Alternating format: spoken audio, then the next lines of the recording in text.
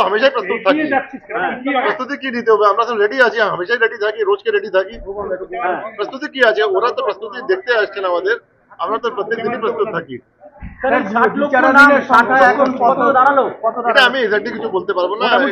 না না, এটা তো হাইকোর্ট ম্যাটার আছে আমাদের ম্যাটার।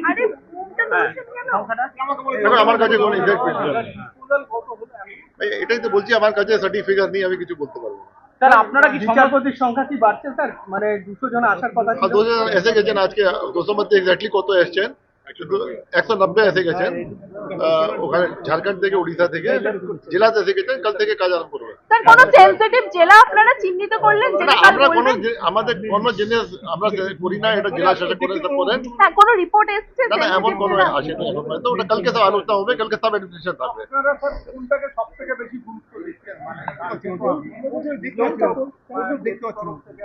আমাদেরকে এটা তো কনস্টিটিউশনাল একটা আছে, ফ্রি অ্যান্ড ফেয়ার ইলেকশন।